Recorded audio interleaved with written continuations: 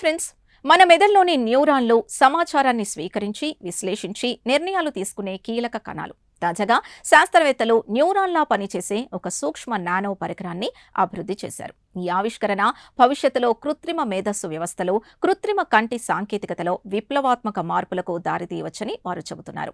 ఆ micro nano device కథేంటో ఇప్పుడు తెలుసుకుందాం. కెనడాలోని మెక్గిల్ యూనివర్సిటీ పరిశోధకులు నిర్వహించిన ఈ అధ్యయనం ఫలితాలు నానో స్కేల్ జర్నల్లో ప్రచురితమయ్యాయి. ఈ పరిశోధనకు ప్రొఫెసర్ సాంగ్ రూయి జావో బృందం నాయకత్వం వహించింది. సాధారణంగా కాంతిని గుర్తించే పరికరాలు ముందుగా సమాచారాన్ని సేకరించి తర్వాత మరో వ్యవస్థకు పంపి విశ్లేషిస్తాయి. కానీ కొత్త నానో పరికరం మాత్రం కాంతిని గుర్తించడమే కాకుండా అదే చోట దాన్ని విశ్లేషించే సామర్థ్యాన్ని కలిగి ఉంది. ఇది మన కంటిలో జరిగే ప్రక్రియను పోలుంటుంది. ఈ పరికరాన్ని శాస్త్రవేత్తలు అణువుల పొరలను ప్రత్యేక పద్ధతిలో అమర్చి రూపొందించారు. తర్వాత వివిధ రంగులు, తీవ్రతలు, సమయ వ్యవధులు కలిగిన కాంతిని దానిపై ప్రసరింపజేసి అందులో ఏర్పడే విద్యుత్ సంకేతాలను పరిశీలించారు.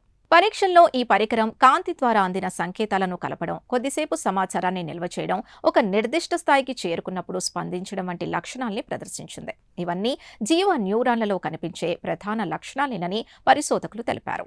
ఆసక్తికరమైన విషయం ఏంటంటే, ఈ ప్రవర్తనను సాఫ్ట్వేర్ లేదా సంక్లిష్ట సర్క్యూట్ల ద్వారా కాకుండా పరికరంలో ఉపయోగించిన పదార్థాల భౌతిక లక్షణాల ద్వారానే సాధించారు. దీంతో ఇలాంటి వ్యవస్థలకు అవసరమయ్యే శక్తి వినియోగం గణనీయంగా తగ్గే అవకాశం ఉంది. పరిశోధకుల ప్రకారం ఈ కృత్రిమ న్యూరాన్లు భవిష్యత్తులో పెద్ద పెద్ద ఆర్టిఫిషియల్ న్యూరల్ నెట్వర్క్స్ నిర్మించడానికి ప్రాథమిక బిల్డింగ్ బ్లాక్స్ గా ఉపయోగపడవచ్చు. అలాగే కృత్రిమ రెటీనా, స్మార్ట్ సెన్సర్లు, డేటా భద్రత వంటి రంగాల్లో కూడా వీటి వినియోగం ఉండవచ్చని వారు భావిస్తున్నారు. చూసారుగా, జీవ న్యూరాన్ పనితీరును అనుకరించే ఈ నానో పరికరం భవిష్యత్తు ఏఐ సాంకేతికతకు కొత్త దారులు తెరవచ్చని శాస్త్రవేత్తలు చెబుతున్నారు. ముఖ్యంగా తక్కువ శక్తితో ఎక్కువ పనితీరు అందించే తెలివైన వ్యవస్థల అభివృద్ధిలో ఇది కీలక పాత్ర పోషించే అవకాశం ఉందని వారు భావిస్తున్నారు. ఈ ప్రత్యేక కథనంపై మీ అభిప్రాయాన్ని కమెంట్స్ ద్వారా తెలపండి. వీడియో నచ్చితే లైక్ చేసి ఛానల్ని సబ్స్క్రైబ్ చేసుకోండి.